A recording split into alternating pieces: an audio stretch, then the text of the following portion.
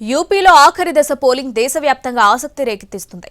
7 దశల్లో జరుగుతున్న పోలింగ్లో చివరి దశలో మోదీ, యోగి తమ అదృష్టాలను పరీక్షించుకోబోతున్నారు. మోదీ పోటీ చేస్తున్న వారణాసి, యోగి ప్రాతినిధ్యం వహిస్తున్న గోరఖ్పూర్ అర్బన్ అసెంబ్లీ స్థానం గోరఖ్పూర్ లోక్సభ పరిధిలోనే ఉండటంతో అందరి కళ్లు యూపీపైనే పడ్డాయి. అత్యధికంగా లోక్సభ సీట్లున్న యూపీ రాష్ట్రంపైనే అందరి దృష్టి ఉంది.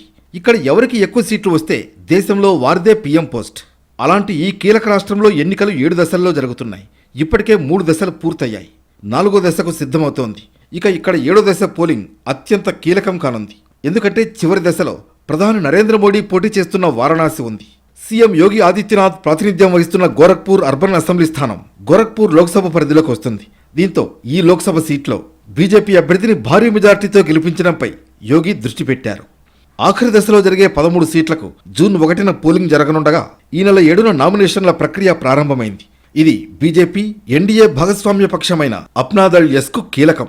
గత ఎన్నికల్లో ఇక్కడి 13 స్థానాల్లో ఎన్డీఏ గెలుచుకున్న 11 సీట్లలో అప్నాదళ్ ఎస్ విజయం సాధించిన మిర్జాపూర్, రాబర్ట్స్ గంజ్ ఉన్నాయి. మిర్జాపూర్ నుంచి అప్నాదళ్ చీఫ్ అనుప్రియా పటేల్ 2014 నుంచి వరుసగా 2 సార్లు గెలుపొందారు. మూడోసారి పోటీకి సిద్ధమవుతున్నారు. ఎస్పీ నుంచి రాజేంద్ర ఎస్ బింద్, బీఎస్పీ నుంచి మనీష్ త్రిపాఠి పోటీలో ఉన్నారు. ఈసారి గెలుపు పటేల్కు సవాల్గా మారింది. ఇక రాబర్ట్స్ గంజ్లో ఎస్సీ ఎస్టీ ఓటర్ల ప్రభావం ఎక్కువగా ఉంటుంది. ఈ ఎన్నికలు ఓబీసీ నేతలకు కీలకం కానున్నాయి. ఎన్డీఏ నేతలైన అనుప్రియా పటేల్, ఓంప్రకాష్ రాజ్భర్, సంజయ్ నిషాద్, దారాసింగ్ చౌహాన్లతో పాటు విపక్షాల నేతలైన స్వామి ప్రసాద్ మౌర్యలకు ఈ ఎన్నికలు ఓ పరీక్ష.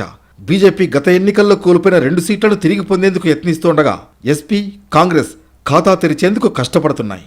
ఇక బీజేపీ కంచుకోట వారణాసిలో మోడీ భారీ మెజార్టీపై కన్నేశారు. మూడోసారి పోటీ చేస్తున్న మోడీ 2019 ఎన్నికల్లో 63% ఓట్లతో అఖండ విజయం సాధించారు.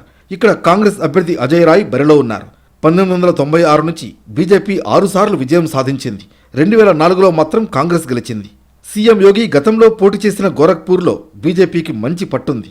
1998 నుంచి ఇక్కడ యోగి వరుసగా గెలుపొందుకుంటూ వచ్చారు. 2017లో సీఎం అయిన తర్వాత వచ్చిన ఉప ఎన్నికల్లో మాత్రం ఎస్పీ విజయం సాధించింది. 2018లో ఈ సీటును తిరిగి దక్కించుకుంది. ఈసారి కూడా భారీ మెజార్టీతో కైవసం చేసుకోవడంపై కమలదళం దృష్టి పెట్టింది.